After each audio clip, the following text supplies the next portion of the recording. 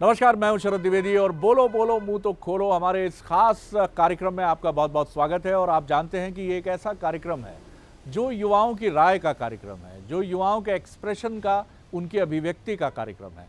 और आज इस कार्यक्रम में हम बात करेंगे देश की सबसे ताकतवर शख्सियत, बल्कि दुनिया की राजनीति की एक बेहद ताकतवर शख्सियत, नाम नरेंद्र मोदी, भारत के प्रधानमंत्री। हम बात करेंगे कि उनके व्यक्तित्व में क्या चीज़ें बेहतरीन हैं। एक बड़े फैसले करने वाले प्रधानमंत्री, एक बड़े फैसले करने वाली सरकार, निश्चित तौर पर बहुत बड़े फैसलों की श्रृंखला है। और ये भी कहा गया है कि नरेंद्र मोदी दुनिया की डेमोक्रेसी के एक ऐसे राजनेता हैं कि 2019 के लोकसभा चुनाव में वो सर्वाधिक मतों से जीतने वाले दुनिया के एकमात्र राजनेता हैं, ऐसा दावा भी सामने आया है। निश्चित तौर पर उनके नेतृत्व में बीजेपी तेजी से आगे बढ़ी है। और आज जिस तरह से हम देखते हैं कि बीजेपी देश के एक बड़े हिस्से में, राज्यों में बीजेपी की सरकारें हैं, लेकिन आपने बेहतरीन फैसले किए हैं, देश को आगे बढ़ाने की दिशा में कदम उठाया है। लेकिन कुछ चुनौतियां भी हैं जो जवाब चाहती हैं, और ये हमेशा होता है।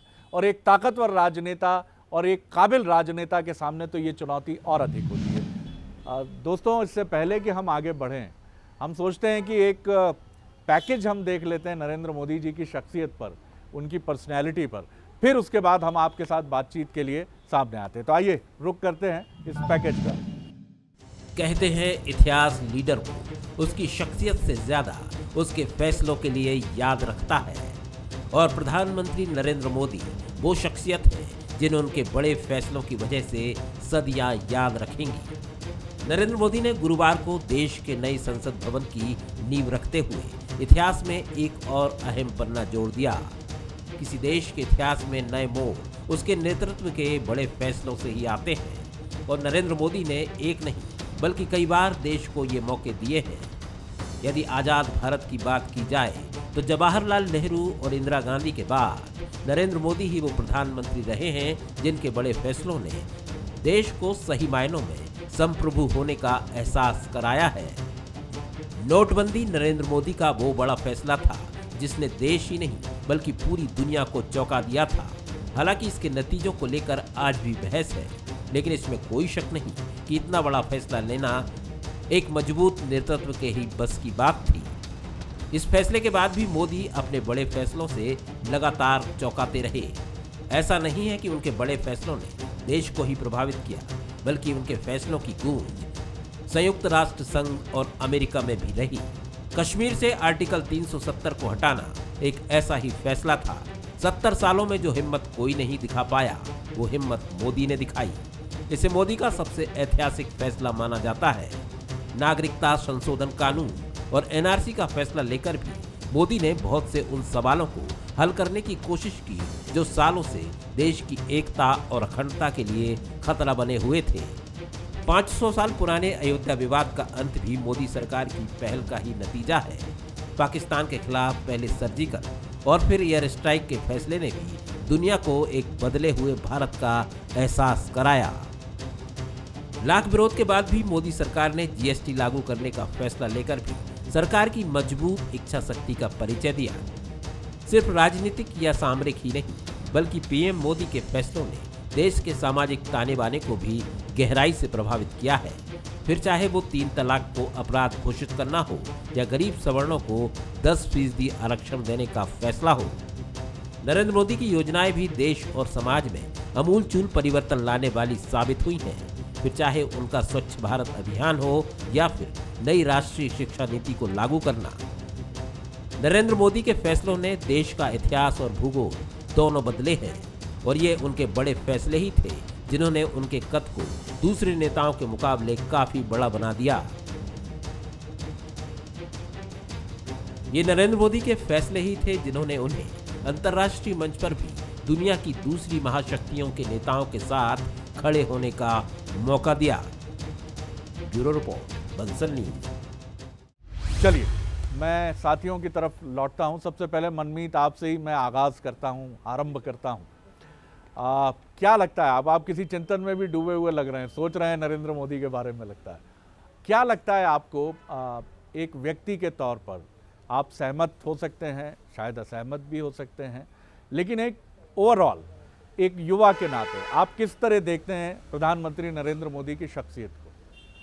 देखिए सर, देखने के लिए मुझे किसी से उनकी तुलना करनी पड़ेगी, और अगर आज के इस दौर में मैं तुलना करने के लिए जाऊं और उनके विपक्ष में देखूं तो मुझे कोई तुलना करने के लिए मिल ही नहीं रहा है ऐसा जो उनकी टक्कर में आ चुके। अभी हमने वीडियो देखी तो जलवा देखी सर, आप जलवा देखिए, क्या हर कहीं पहुंच रहे हैं। और हमको कंपेयर करने के लिए एक अच्छा कंटेस्टेंट चाहिए जिससे हम कंपेयर कर सकें और उसके बाद तुलना कर सकें कि हाँ यार बेटर कर सकते हैं, बेटर कर रहे हैं, या क्या चीज़ जो इनसे मिस हो रही है, कुछ इनके जाने अनजाने में कुछ चीज़ें जो मिस हो रही हैं, जो इनसे जनता नाराज़ है, वो करने के लिए, वो मुद्दे उठाने के लिए एक बहुत ही मजबूत विपक्ष की ज़रूरत है। तो मेरे ख्याल वो अभी एक, जैसा आपने बोला, बिखरा हुआ है, तो वो एक बहुत ही उसको विपक्ष को एक बहुत ही अंदर से मजबूत करना पड़ेगा, जिससे मोदी जी जो है एक नए मुद्दे सुन सकें कि किस चीज़ों पे किसान नाराज़ है, किस चीज़ों पे दूसरे लोग नाराज़ हैं, उसके बाद वो शायद उनका जो है हल निकाल सकते हैं।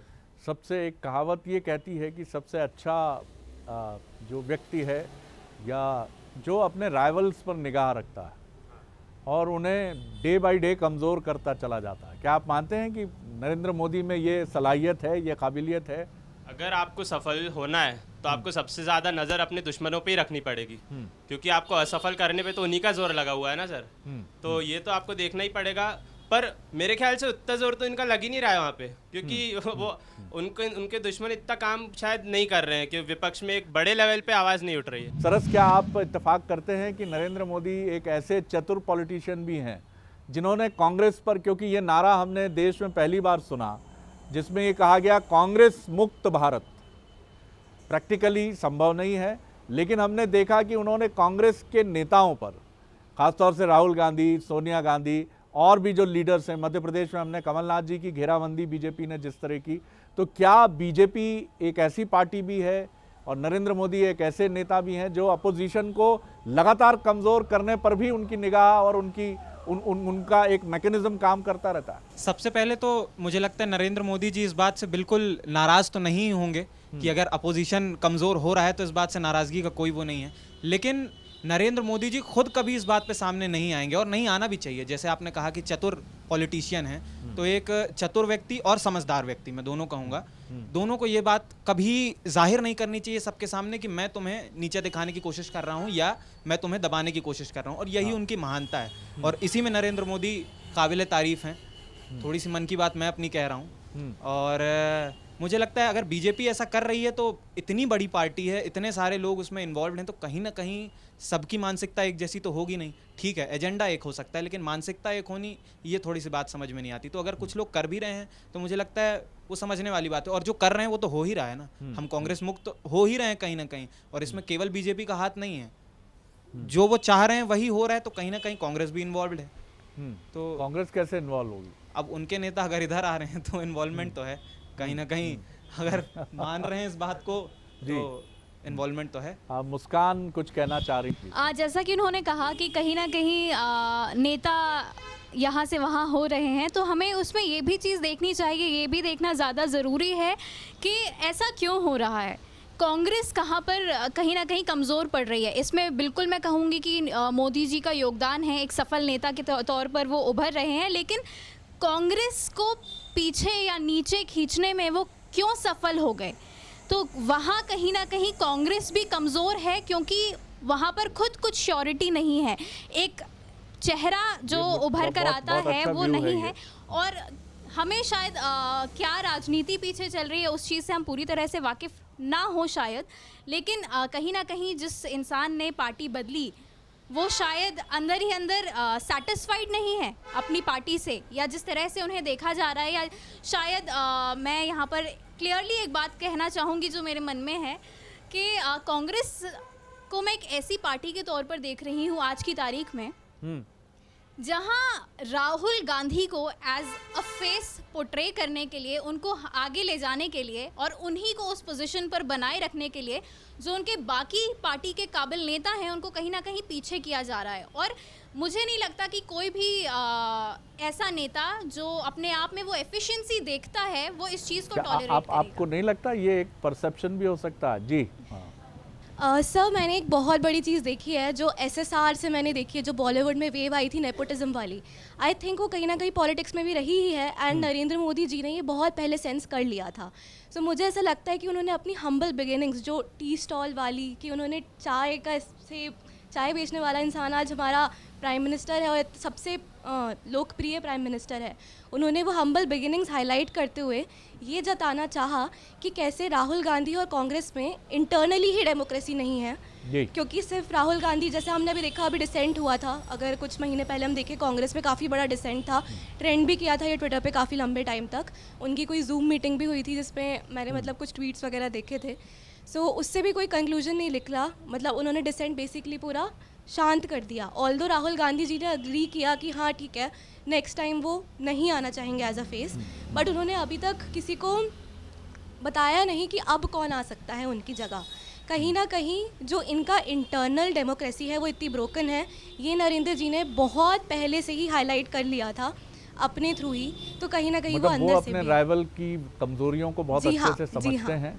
जी जैसे कि इन्होंने हम्बल बिगिनिंग्स की बात की, बहुत अच्छी बात की, क्योंकि ये केवल पॉलिटिक्स में नहीं, मैं अगर क्रिकेट में जाता हूं तो क्यों ज़्यादा से ज़्यादा जनता महेंद्र सिंह धोनी की तरफ आकर्षित हो जाती है, क्योंकि जो बिगिनिंग दिखाई गई हो, चाहे फिल्म के कारण दिखाई गई हो या चाहे सच्चाई में वैसा रहा हो, क्यों ज़्यादा से ज़्यादा जनता उनकी तरफ आकर्षित हो जाती है। और सेम सिनेमा में होता है, हम जो नॉर्मल जनता है वो सलमान खान की तरफ शायद इतनी आकर्षित ना हो अगर उसको बहुत ज़्यादा कैनवास पसंद है, लेकिन वो शाहरुख खान की तरफ आकर्षित हो जाती है। तो ये हम्बल बिगिनिंग एक इम्पॉर्टेंट फैक्टर है रादर देन द थिंग कि सामने वाले को ज़बरदस्ती दबाया जा रहा है।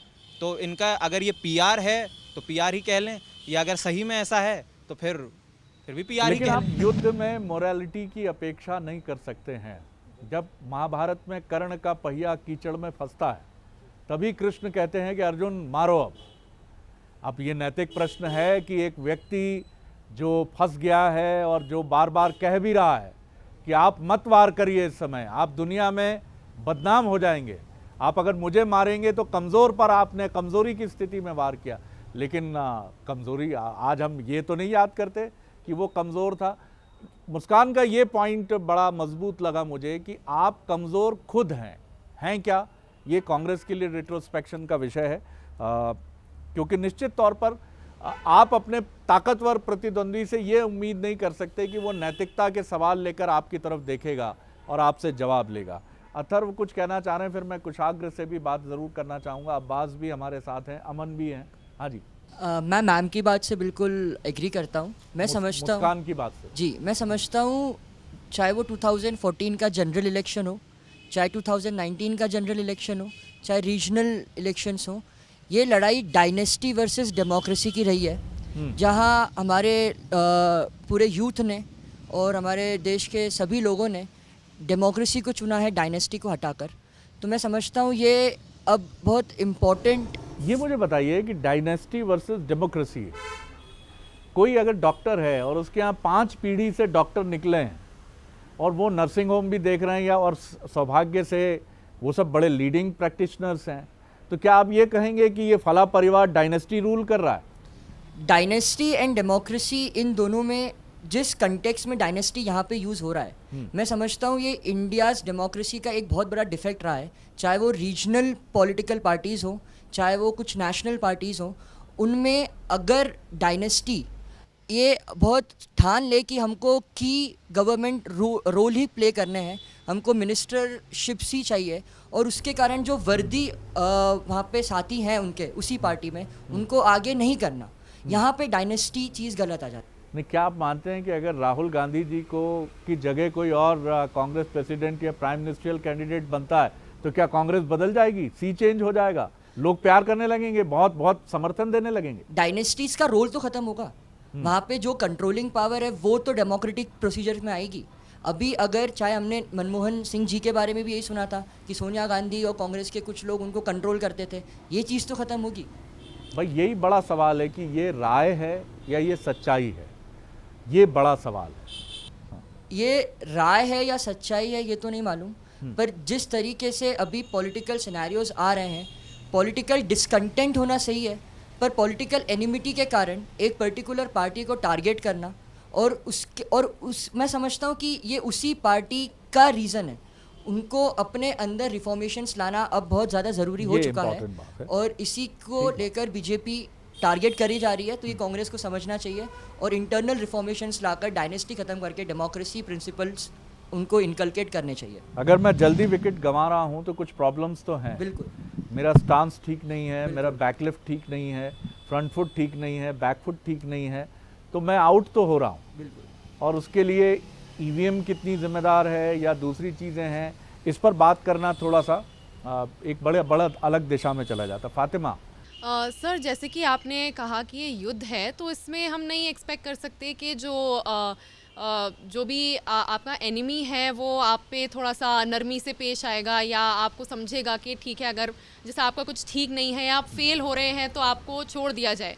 क्योंकि यहाँ पे मतलब पॉलिटिक्स एक ऐसा है जहाँ पे हर कोई देश के लिए काम करना चाहता है, हर कोई अपॉर्चुनिटी लेना चाहता है कि हम कुछ करें, हर कोई शाइन करना चाहता है लाइक एनी अदर फील्ड। तो इसलिए जिसको मौका मिलेगा वो उसको यूज़ करके और आगे बढ़ेगा, जो कि मुझे ऐसा लगता है कि बीजेपी सरकार ने बखूबी किया है। उन्होंने हर बार अपनी अपॉर्चुनिटीज़ खुद भी क्रिएट करी हैं। कांग्रेस को क्या करना चाहिए?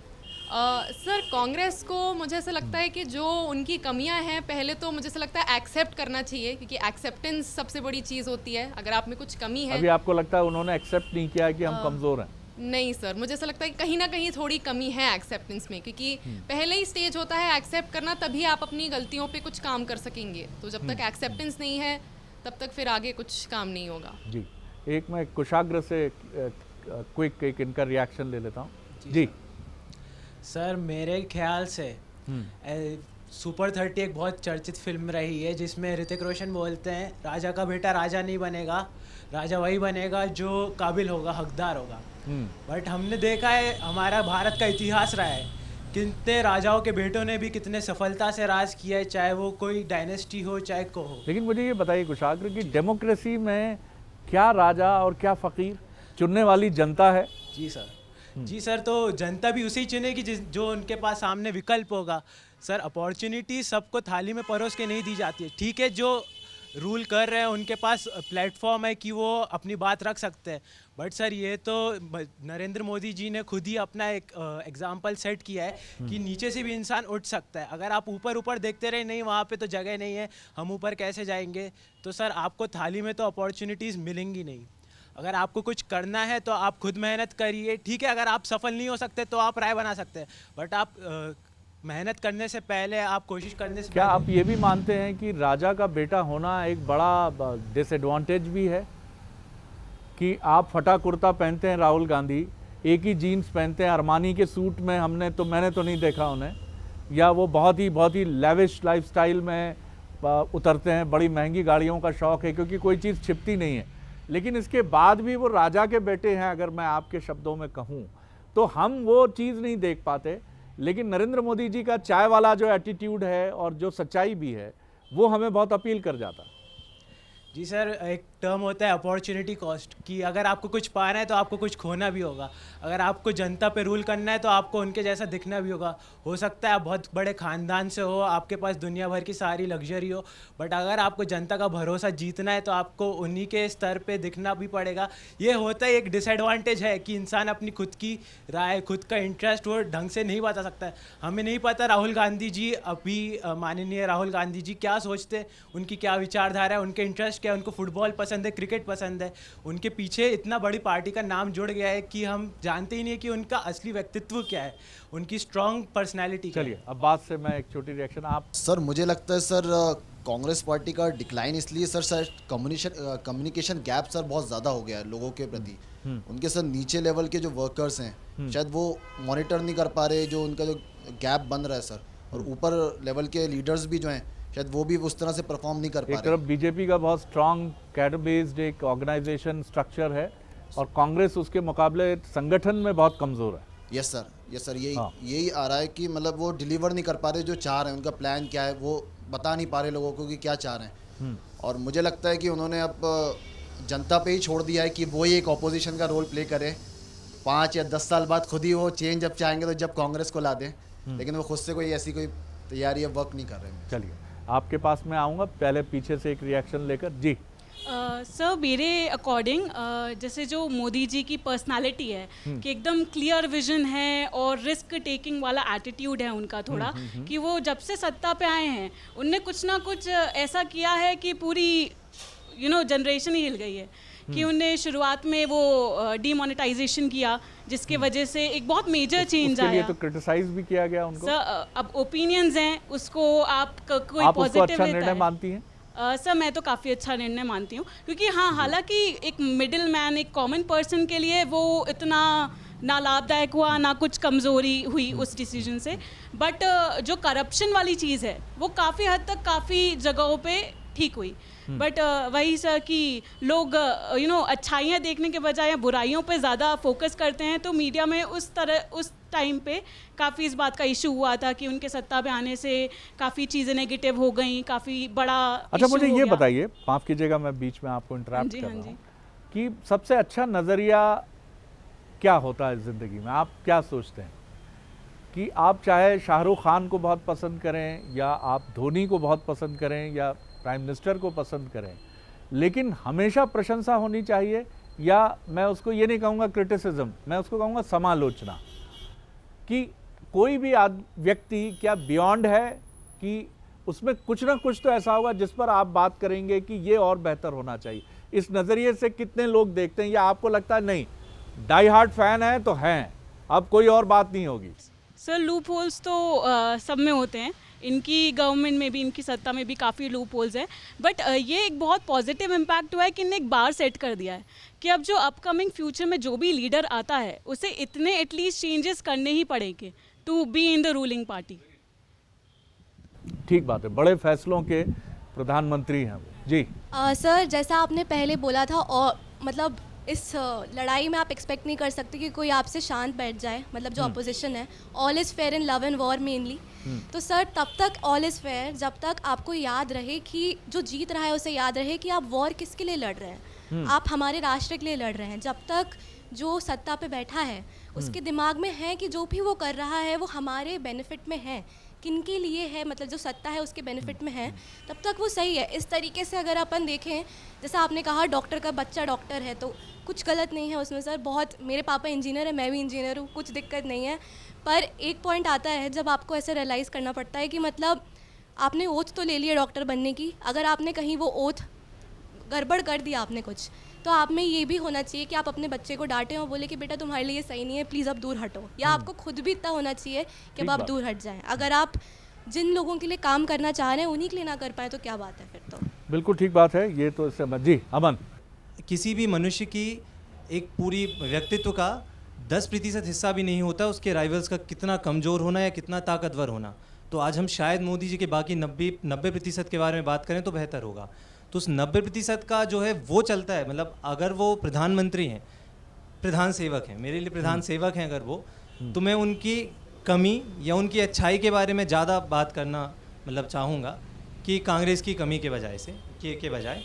तो उस पर अगर मैं कहूँ तो जैसा कि एक मतलब समालोचना वाली बात है, तो शिक्षा नीति जो है, नई शिक्षा नीति आई, कोई शक नहीं है वो सबसे अच्छा कदम था, सबसे अच्छा कदम रहा है अभी तक भाजपा सरकार का मेरे अनुसार। ना मैं उतना 370 हटाने को मानूंगा और डिमोनेटाइजेशन की तो कोई एक बात ही नहीं है, है ना। लेकिन नई शिक्षा नीति और दूसरा स्वच्छ भारत का एक वो दे देना। तो आप जैसा वो नहीं होता है कि एक जानवर की हत्या करने के बाद अगर सलमान खान बीइंग ह्यूमन चला रहे हैं तो क्या वो अच्छे आदमी बन जाएंगे? शायद नहीं। वैसे ही उल्टा भी एक एंगल देखें, कोई अगर अच्छा आदमी एक गलती कर दे तो ये दो अच्छी चीज़ों के बलबूते मैं सरेआम जो गलतियां हैं, कि जो सरेआम जो कमियां हैं, एक मैं व्यक्तित्व की बात करूं, अगेन अगर अपन एकदम अपने एजेंडा पे ही रहें, वो इग्नोर नहीं किया जा सकता। लेकिन आप जी ये थोड़ा समझने के लिए जोर लगाना पड़ रहा है जी। आप मेरी बात मतलब नहीं मैं समझ रहा हूँ, थोड़ी एब्स्ट्रैक्ट है लेकिन कि उसमें मतलब अगर अपन सार देखें, इसका सार अल्टीमेटली क्या है कि एक व्यक्तित्व है। जैसा इन्होंने एक शब्द यूज़ किया था, मेरी समझ से वो किसी भी उस लेवल के लिए यूज़ करना गलत है, कि कंट्रोल किया जाता था। या कहा, मैं कांग्रेस का समर्थक तो दूर की बात, मुझे इतना ज्ञान ही नहीं है, मैं कांग्रेस को इतना जानता ही नहीं हूँ, ना भाजपा को इतना जानता हूँ या कि मैं किसी का समर्थक हो सकूँ। ये सेवक ही है मेरे लिए। अगर जितना सेवक इस देश का मैं हूँ, अपनी सेवा इस देश की मैं पूरी कर रहा हूँ जो शायद नहीं कर पा रहा हूँ, तो ही मुझे हक है एक दूसरे नौकर पे उंगली उठाने का।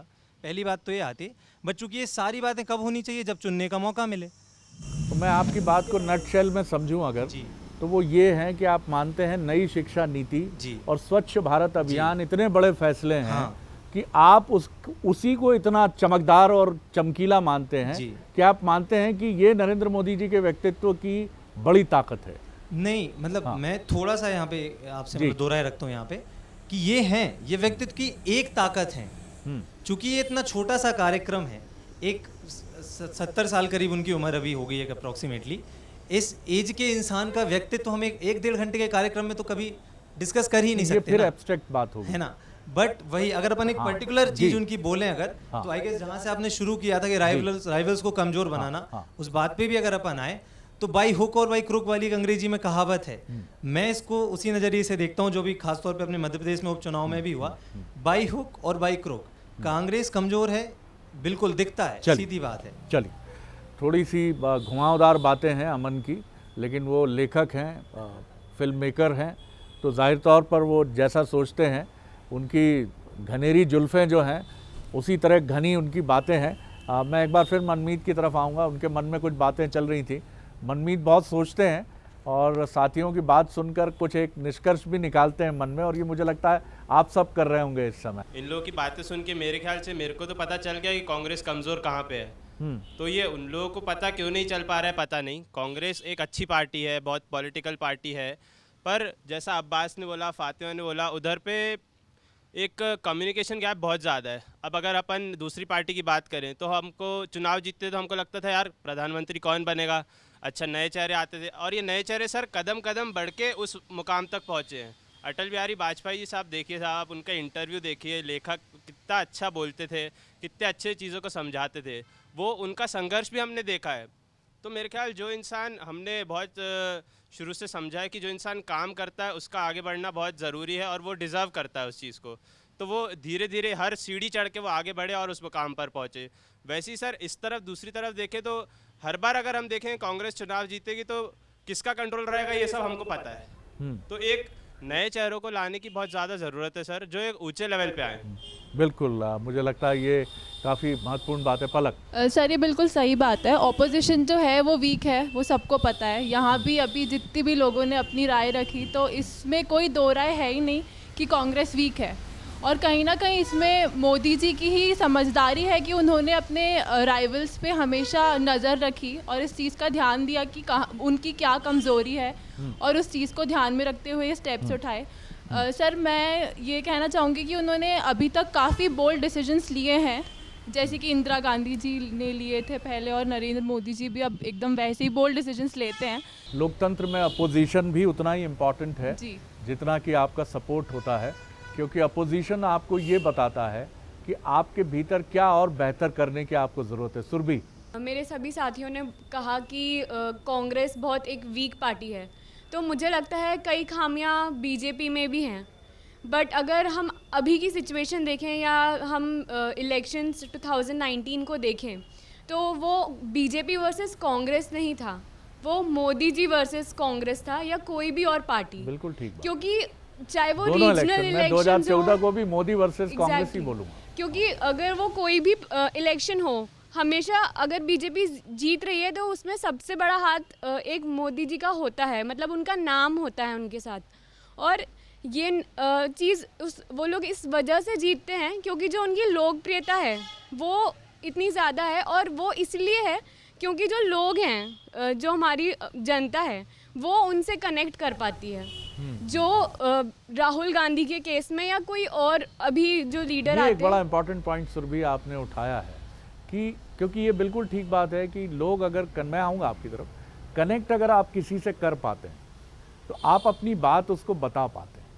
तो ये कनेक्ट आप प्राइम मिनिस्टर में कहाँ देखते हैं, किन चीज़ों से आपको फील होता है कि आप उनकी बातों से एक कनेक्शन फील कर रही हैं? सर मन की बात जो उनका प्रोग्राम आता है, ये इनिशिएटिव अभी तक जहाँ तक मेरा नॉलेज है कोई भी और प्राइम मिनिस्टर ने ऐसा नहीं किया है कि वो डायरेक्टली अपनी पब्लिक से कम्युनिकेट करे, उनसे बात करे, उनकी प्रॉब्लम्स सुने और इवन थ्रू ट्विटर और बाकी जो भी उनके हेल्पलाइंस हैं उसमें भी हम देखते हैं कि वो सोशल मीडिया या जिस तरह से सोशल मीडिया का बहुत बड़ा रोल है, मन की बात वो करते हैं, ये चीज़ें कांग्रेस की तरफ से किसी टॉप लीडर्स की कोशिशें उतनी विगरसली सामने नहीं आती हैं। कुशाग्र सर, हम बात कर रहे हैं मोदी जी की, राहुल गांधी जी की, कि उनमें क्या बुराइयां हैं, उनकी क्या अच्छाई हैं, बट हम ये भूल गए हैं सर कि ये प्रजातंत्र है। यहाँ पे जो असली ताकत है वो प्रजा में है। अभी बात की जाती है जब बड़े बड़े नेताओं की, तो उनके हम डिसीजन देखते हैं, चाहे वो इंदिरा गांधी हो चाहे मोदी जी हो। आपने बात करी GST आया, बट उसका एग्जीक्यूशन इतना अच्छा नहीं था जितनी अच्छी इंटेंशन थी। चाहे वो फार्मर बिल्स हो, बहुत अच्छी पूरे देश हिल गया है फार्मर्स बिल्स पे। हम ये भूल गए कि इंटेंशन क्या है, हम एग्जीक्यूशन पे ज़्यादा डरे बैठे हैं। तो सर मैं तो ये कहना चाहूँगा, किसी भी देश का संविधान या फिर कोई भी बिल पास होता है, वो कितना ही अच्छा क्यों ना हो, अंततः गलत ही साबित होगा अगर उसमें उसको यूज़ में लाने वाले लोग गलत होंगे। और वो कितना ही बुरा अगर क्यों ना हो संविधान, बट वो अंततः अच्छा ही साबित होगा अगर उसे यूज़ में लाने वाले लोग ही अच्छे होंगे। लेकिन यहाँ लोकतंत्र की खूबसूरती देखिए कि आंदोलन करने वाले भी अभी तक बहुत डिसिप्लिन्ड हैं, और जिस तरह से वो आंदोलन कर रहे हैं, कहने वाले कह रहे हैं कि मैनेजमेंट की किताबों में ये पढ़ाया जाएगा। जिस तरह से उन्होंने एक बहुत ऑर्गेनाइज तरीके से ये आंदोलन किया है, और सरकार भी उतनी विनम्रता से बार बार उन्हें राज़ी करने की कोशिश कर रही है कि आप डायलॉग के लिए आइए। जी सर, हमने देखा अभी लोग बोल रहे हैं कि मोदी जी की जो सरकार है वो फार्मर्स को पूरा इग्नोर कर रही है। मैं इससे असहमत हूँ। अभी तक 10 अटेम्प्ट सरकार दे चुकी है, पहले ऑफिसर्स लेवल पे जो सरकारों फार्मर्स ने रिजेक्ट कर दिया। फिर अमित शाह जी खुद, जो कल मैंने अखबार पढ़ा, अमित शाह जी खुद अभी कॉल पे कह रहे हैं कि आइए आप मेरे से ही बात कर लीजिए। यहाँ तक कि हमारे रक्षा मंत्री वो खुद जाना चाहे, बट फार्मर्स ने उन्हें भी रिजेक्ट कर दिया। हमारे जो फार्मर मंत्री जी हैं नरेंद्र सिंह तोमर जी, जो मध्य प्रदेश से ही हैं, उनसे भी फार्मर ने मिलना मना कर दिया। 2 यूनियन मिनिस्टर गए थे। तो perception is stronger than reality. अगर हम सोशल मीडिया पे देख के शेयर करें कि नहीं ये तो खिलाफ ही जा रहा है, मोदी जी कोई कुछ नहीं कर रहे, फार्मर्स को इग्नोर कर रहे, तो ये भी बहुत गलत होगा। चलिए अब हम चैलेंजेस की तरफ आते हैं। क्या लगता है मुस्कान आपको कि जो चैलेंजेस हैं, मोटे तौर पर अगर हम देखें तो पैंडेमिक, कोरोना एक बड़ा चैलेंज है, और ये माना गया कि जो बेरोज़गारी की दर इस समय है वो शायद आज़ादी के बाद पहली बार है, ऐसा क्लेम सामने आया है। अर्थव्यवस्था नीचे है, रोज़गार युवाओं के लिए बहुत जटिलता है, इसमें पूरी दुनिया में यही स्थिति है। चीन के साथ हमारे रिश्ते जो हैं वो एक चैलेंज है। बहरहाल आप क्या देखती हैं, क्या बड़ी चुनौतियां आपको दिखती हैं? जी बिल्कुल, जिन चुनौतियों का आपने नाम लिया, जो मेंशन किया आपने, मैं भी उन्हीं को एज चैलेंजेस देखती हूँ हमारे माननीय प्रधानमंत्री जी के सामने। और मुझे लगता है कहीं ना कहीं एक सबसे बड़ा चैलेंज जो हमेशा से रहा है वो यह है कि जैसे कि हम देखें CAA के टाइम भी, तो जो एक्चुअल मोटिव होता है, जो इंटेंशन होता है, वो पब्लिक तक पहुंच नहीं पाता। उसके CAA के पीछे भी उनका मोटिव सही था, लेकिन जैसा कि हमने एग्जीक्यूशन की बात की, तो एग्जीक्यूशन भी वो शायद सही तरह से होता, लेकिन लोगों के दिमाग में वो चीज़ क्लियर नहीं हो पाई, क्योंकि वो कहीं ना कहीं इस चीज़ में पीछे रह गए। उन्होंने लोगों से क्लियरली बात करके चीज़ें क्लियर नहीं की कि इसमें क्या क्या चीज़ें हैं, क्या क्या एलिमेंट है इस एक्ट में, क्या क्या हो सकता है और क्या क्या पॉसिबिलिटीज़ नहीं है। मैं समझता हूँ कि अनएम्प्लॉयमेंट एक बहुत बड़ा चैलेंज उनके सामने रहने वाला है, क्योंकि कोविड के बाद भी जितने 45 ईयर्स में सबसे ज़्यादा अनएम्प्लॉयमेंट हमारे देश में आज है, तो अनएम्प्लॉयमेंट एक बहुत बड़ा चैलेंज है। और लॉन्ग रन में मैं एक जो मेरे परसेप्शन से समझता हूँ कि चाहे वो ऑपोजिशन हो चाहे वो गवर्नमेंट हो, उनको एक ऐसा एनवायरनमेंट क्रिएट करना चाहिए कि जो एजुकेटेड यूथ है वो आगे पॉलिटिक्स में अपना करियर बनाने की सोचे, क्योंकि आज जो एक एनवायरनमेंट बनाया गया इट इज़ नॉट कंड्यूसिव। अगर मैं किसी से बोलता हूँ कि मेरे को पॉलिटिक्स में जाना है आगे चल के, तो मेरे को एक बहुत वियर्ड सा स्टेयर देते हैं कि पॉलिटिक्स में जाएगा, ये होता है, एबिस्मल है पॉलिटिक्स। तो इस टाइप का क्या चाहते हैं HRD मिनिस्टर यूनिवर्सिटी में कोई पाठ्यक्रम शुरू करें? मैं समझता हूँ पब्लिक गवर्नेंस है ही, पब्लिक गवर्नेंस हमारे यहाँ पे, और ये हमारा डिफेक्ट ही है कि जो MP MLA जा रहे हैं चुन के, अगर वो इतने एफिशिएंट नहीं है, वो इतने अच्छे लॉ नहीं बना पा रहे, तभी तो हमारा देश आज इन सब मामलों में ये आंकड़े लेके खड़ा है। तो मैं समझता हूँ कि अगर एजुकेटेड यूथ पॉलिटिक्स में जाए और जो पावर होल्डर आज जो पावर आज उन लोगों के पास है जो डिज़र्व नहीं करते, उनसे लेकर वो लोग वहाँ पे आए जो कि एजुकेटेड हैं, जो समझते हैं, जो कि इकोनॉमी को समझते हैं, फॉरेन अफेयर्स को समझते हैं, और इन सबको साथ लेके हमारे देश को प्रोस्पेक्टिवली आगे बढ़े तो वो ज़्यादा बेनिफिट रहेगा। सुरभि, संक्षेप में बोलिए थोड़ा। जी सर, जैसे हमने देखा कि BJP is known for bold decisions, वो काफ़ी बोल्ड डिसीजंस लेते हैं। तो जो चैलेंज मुझे फील होता है कि हमेशा रहा है, जो पॉलिसीज़ वो लेकर आते हैं वो बेशक काफ़ी अच्छी होती हैं, मगर जैसे कि हमने, अगर हम डीमोनेटाइजेशन या जीएसटी की बात करें तो दोनों जो पॉलिसीज़ हैं उनमें 1 साल का भी गैप नहीं था और दोनों ही काफ़ी मेजर डिसीजंस हैं। तो इसी तरीके से अगर हम उस चीज़ को स्टेप बाय स्टेप देखें तो वो इम्प्रूवमेंट आ सकता है। आपका हम्बल सबमिशन या सजेशन ये है कि बड़े डिसीजंस लिए जाएं, लेकिन इतने बड़े भी ना लिए जाएं कि वो मुश्किलें भी पैदा करें। नहीं सर, मेरा कंक्लूजन ये है कि जो चेंजेस हैं वो हमेशा रेजिस्ट करने की ह्यूमन टेंडेंसी होती है, तो वो चेंज एक सिस्टमैटिक वे में लाया जाए। अभी जो फार्मर्स बिल पे प्रोटेस्ट चल रहा है वो भी इसीलिए चल रहा है क्योंकि काफ़ी सारे चेंजेस हैं जो एक साथ इंट्रोड्यूस किए जा रहे हैं। अगर यही चेंज को हम step by step with proper communication introduce करते तो शायद जो प्रोटेस्ट अभी इतना ज़्यादा हो रहा है पूरे देश में वो इतना नहीं होता। चलिए, लेकिन ये पॉलिटिशियंस के सामने एक मजबूरी ये भी है कि हर 5 साल में चुनाव होते हैं और आपको जनता के बीच में जाना होता है और चुनाव जीतना होता है। तो आप ढेर सारे निर्णय करते हैं और कई निर्णय आपको ऐसे करने पड़ते हैं। आप सबको याद होगा कि एक बड़ा निर्णय हुआ था 2019 में सवर्ण आरक्षण का, which is a very revolutionary one. जी सर, मैं बिल्कुल सहमत हूँ कुशाग्र और मुस्कान की बात से कि अभी जो सबसे बड़ा चैलेंज है वो ये है कि प्रैक्टिकल कितना है उनका जो भी लॉ है या जितना बिल है, और दूसरा कि लोगों में अवेयरनेस नहीं है। तो सर इसके लिए गवर्नमेंट ये कर सकती है कि एक छोटा सा सजेशन था कि जैसे जो कॉलेजेस के बच्चे हैं, जो हम यूथ हैं, हमारे पास काफ़ी एक्टिव भी रहते हैं, एंथुजियाज्म भी रहता है और क्रिएटिव माइंड्स भी होते हैं हमारे।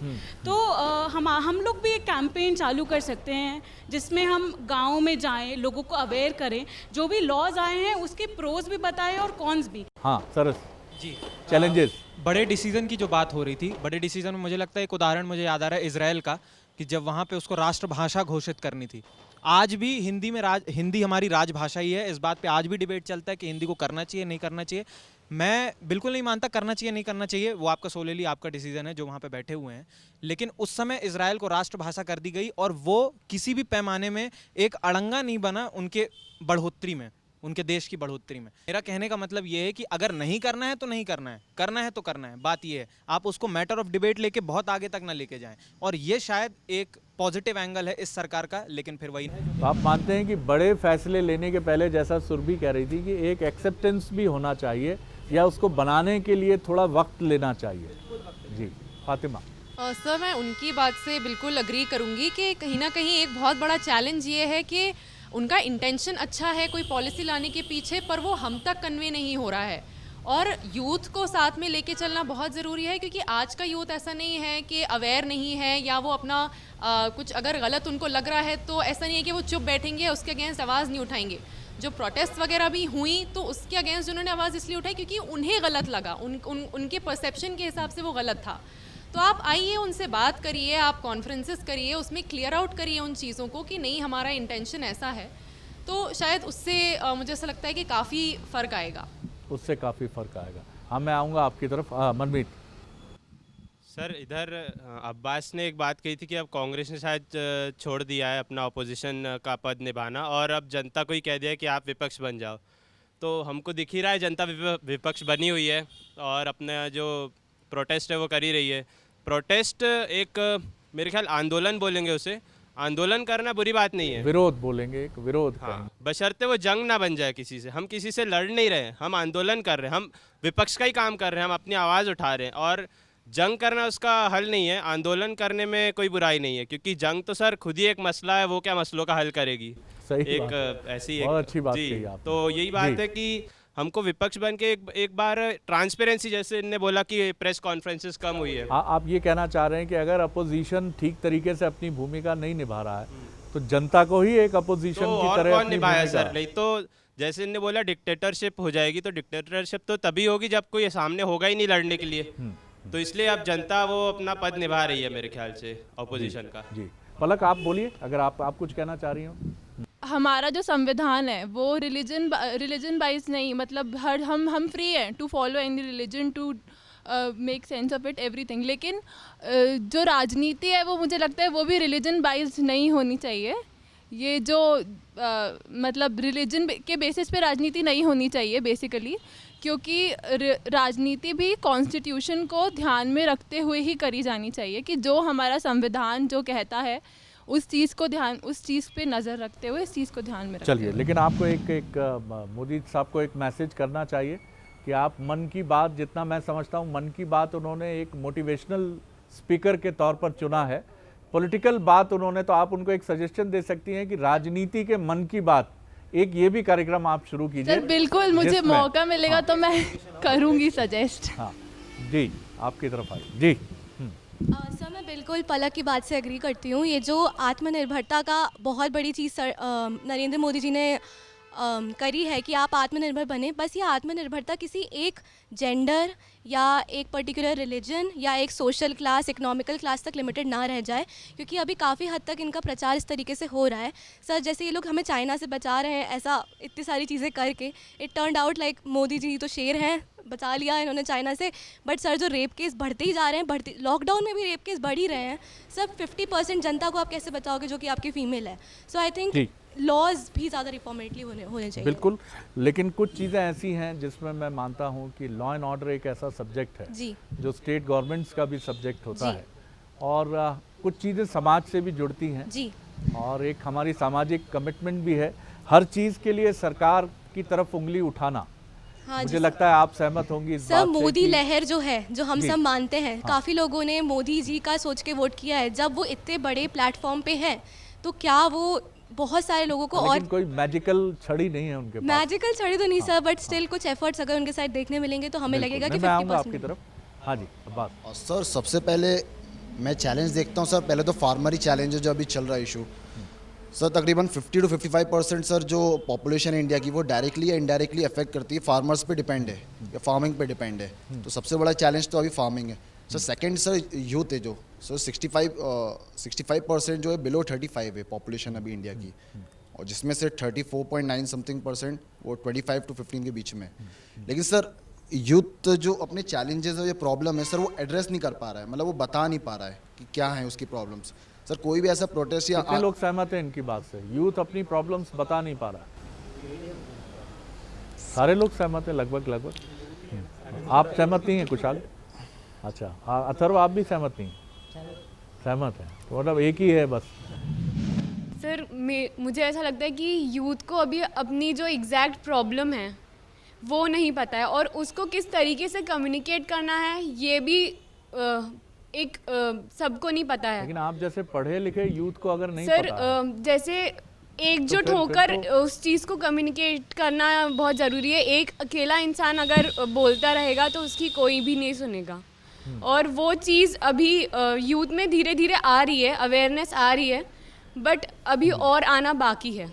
जी बस संक्षेप सर। कोई भी अभी ऐसी स्पीच में आप देखेंगे नहीं, यूथ की इतनी बात हुई है। अभी बिहार इलेक्शन हुए हैं, अभी वहाँ बेसिक नेसेसिटीज़ जो है पानी और खाने की, अभी इस पे इलेक्शन लड़ रहे हैं और इस पे हुआ है इलेक्शन।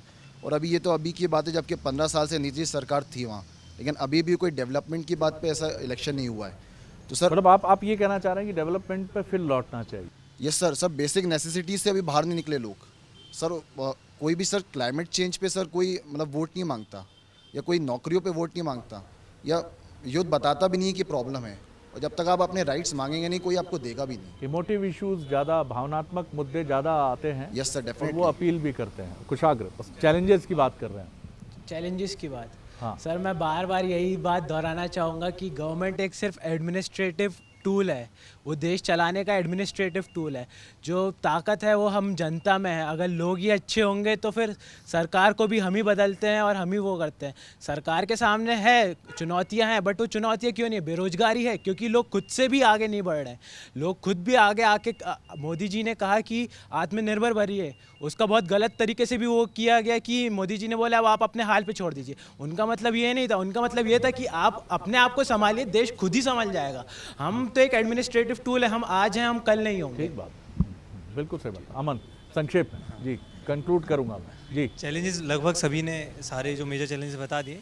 जैसा आई गेस आप थोड़ा उतना क्लियरली जैसे वो नहीं बताएं, सांप्रदायिक ढांचा जो है उसको जो अगर मेंटेन करके रखना, ये शायद सबसे बड़ा चैलेंज होगा। आप देखिएगा भी अगले 5 सालों में जो आएगा, मतलब जो बचा कुछ इनका कार्यकाल, और उसके बाद भी अगर बनते हैं तो एक चैलेंज ये। दूसरा मुझे चैलेंज लगता है कि जनता ने बहुत बैलेंस एटीट्यूड बीते करीब 15-20 सालों में दिखाया है, और भारत ने ये बताया है कि वो दुनिया का सबसे बड़ा देश, डेमोक्रेटिक देश क्यों है। कई बड़े फैसले हुए हैं, राम मंदिर का फैसला है, ट्रिपल तलाक है, 370 है, लेकिन देश में जिस तरह हम एक दूसरे के साथ रहते आए हैं, तो हमने भी एक जिम्मेदारी निभाई है। हमने ये बताया है सरकार को कि आप बड़े फैसले करिए, लेकिन हम आपस में जो रहते हैं इसको लेकर हमारे मन में कोई जी। बस वही एक चैलेंज यही है, सांप्रदायिक ढांचा मेंटेन बना रहे। दूसरा चैलेंज एक एंटरप्रेन्योर होने के नाते मैं कहूँगा कि जॉब सीकिंग एक होता है और एक जॉब क्रिएटिंग अपॉर्चुनिटी। तो अगले 5-10 या कोई भी सरकार आई तो एक ऐसा चैलेंज है, भारत के पास एक जॉब क्रिएटिंग, एक एनवायरमेंट, इकोसिस्टम बनाने का बात है, वो होना चाहिए। तो ये चैलेंज है, आप लोग जॉब क्रिएट करें। हाँ, क्रिएट करें, सीख नहीं नौकरियों के पीछे भाग वो कंपनीज का। जी बिल्कुल ठीक बात।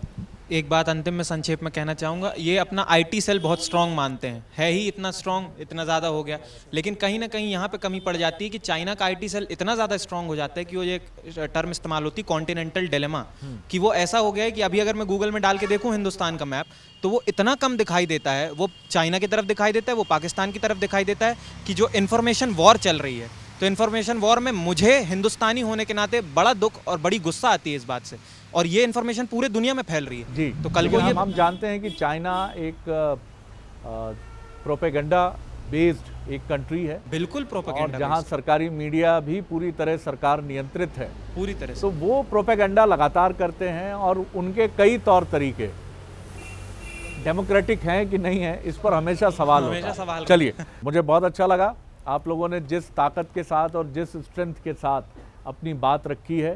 प्रधानमंत्री नरेंद्र मोदी निश्चित तौर पर बड़े फैसलों के प्रधानमंत्री हैं, उनकी तारीफ की जानी चाहिए, इसके लिए उनकी सराहना की जानी चाहिए कि उन्होंने आज़ादी के बाद के कई बड़े मसलों को हल तक पहुंचाने की कोशिश की है निर्णय लेकर। लेकिन उसके साथ कुछ चैलेंजेस भी हैं, क्योंकि उन्होंने ही अपनी छवि बड़े फैसले वाले प्रधानमंत्री की बनाई है। इसलिए आज जो शायद हमारे साथ युवा बैठा है, या जो देश की बहुसंख्य आबादी है, वो ये भी चाहती है कि जिस तरह आपने राम मंदिर को हल किया है, जिस तरह आपने 370 का फैसला लिया है, जिस तरह आपने सवर्ण आरक्षण का फैसला लिया है, रोजगार को, चीन को, और भी जो चैलेंजेस हैं, भारत को एजुकेशन के फ्रंट पर और हेल्थ के फ्रंट पर नंबर 1 बनाने के लिए, या दुनिया के फ्रंटलाइनर कंट्रीज़ में शामिल करने के लिए, मोदी साहब, इसके लिए भी आप बड़े फैसले करें। तो अगली बार फिर बोलो बोलो मुंह तो खोलो के एक और एपिसोड में युवाओं के साथ हम आपसे मिलेंगे। एक बार फिर आप सभी युवाओं का बहुत बहुत शुक्रिया। तो मुझे दीजिए इजाज़त, नमस्कार।